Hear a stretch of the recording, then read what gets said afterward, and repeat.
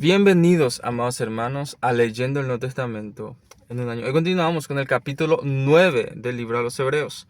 Así que les invito a que agarren sus Biblias, lean conmigo este capítulo y al final hacer una breve reflexión.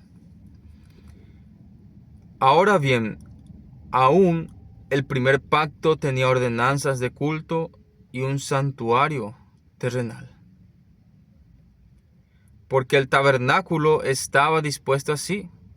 En la primera parte, llamada el lugar santo, estaban el candelabro, la mesa y los panes de la proposición. Tras el segundo velo estaba la parte del tabernáculo llamada el lugar santísimo, el cual tenía un incensario de oro y el arca del pacto cubierta de oro por todas partes, en la que estaba una urna de oro que contenía el maná, la vara de Aarón que reverdeció y las tablas del pacto. Y sobre ella los querubines de gloria que cubrían el propiciatorio, de las cuales cosas no se pueden hablar ahora en detalle. Y así dispuestas estas cosas en la primera parte del tabernáculo, entran los sacerdotes continuamente para cumplir los oficios del culto. Pero en la segunda parte solo el sumo sacerdote, una vez al año, no sin sangre, la cual ofrece por sí mismo y por los pecados de ignorancia del pueblo, dando el Espíritu Santo a entender con esto que aún no se había manifestado el camino al lugar santísimo, entre tanto que la primera parte del tabernáculo estuviese en pie, lo cual es símbolo para el tiempo presente, según el cual se presentan ofrendas y sacrificios que no pueden hacer perfecto en cuanto a la conciencia al que practica ese culto, ya que consiste solo de comidas y bebidas, de diversas abluciones y ordenanzas acerca de la carne, impuesta hasta el tiempo de reformar las cosas. Pero estando ya presente Cristo, sumo sacerdote de los bienes venideros, por el más amplio y más perfecto tabernáculo, no hecho de manos, es decir, no de esta creación, y no por sangre de machos cabríos, ni de becerros, sino su propia sangre, entró una vez para siempre en el lugar santísimo, habiendo obtenido eterna redención.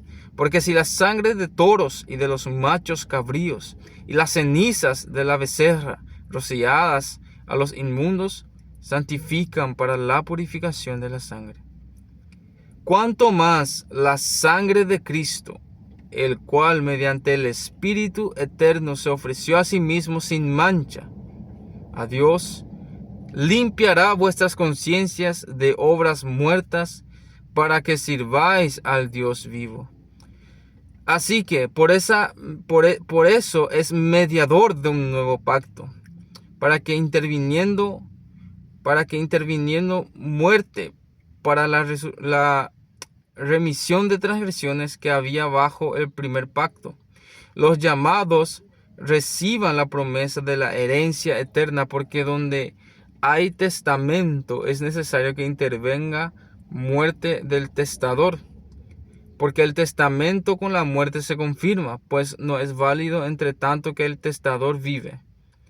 De donde ni aun el primer pacto fue instituido sin sangre, porque habiendo anunciado Moisés todos los mandamientos de la ley a todo el pueblo, tomó la sangre de los becerros y de los machos cabríos con agua, lana, escarlata e hisopo, y roció el mismo libro también a todo el pueblo, diciendo: esta es la sangre del pacto que Dios os ha mandado. Y además de esto, roció también con la sangre el tabernáculo y todos los vasos del ministerio. Y casi todo es purificado según la ley con sangre, y sin derramamiento de sangre no se hace remisión.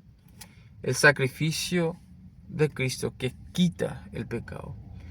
Fue pues necesario que las figuras de las cosas celestiales fuesen purificadas así, pero las cosas celestiales mismas con mejores sacrificios que estos, porque no entró Cristo en el santuario hecho de mano, figura del verdadero, sino en el cielo mismo, para presentarse ahora por nosotros ante Dios, y no para ofrecerse muchas veces, como entra el sumo sacerdote en el lugar santísimo cada año con sangre ajena. De otra manera le hubiera sido necesario padecer muchas veces desde el principio del mundo, pero ahora, en la consumación de los siglos, se presentó una vez para siempre por el sacrificio de sí mismo para quitar de en medio del pecado. Y de la manera que establecido para los hombres que mueran una sola vez y después de ese juicio, así también Cristo fue ofrecido una sola vez para llevar los pecados de muchos y aparecerá por segunda vez sin relación con el pecado para salvar a los que le esperan. Hermanos, concluimos el capítulo 9 del libro de los Hebreos. Cuánta confianza debe traernos leer este capítulo. Saber que Cristo es el mejor mediador. Cristo es el gran sumo sacerdote. Cristo es el que purifica. ¿Cómo, hermanos, no tener esa gran confianza en el Señor, ¿verdad? ¿Cómo no tener esa paz con Dios? Porque es Cristo, como dice, que limpia nuestros pecados, nuestras conciencias. Gracias a Él, ¿verdad? Entonces, no hay otro camino, hermanos. No hay ángeles, no hay santos, no hay otra persona. Es solamente Jesucristo el que limpia y el que perdona pecados. Solamente en Él tenemos, como dice, remisión de pecados.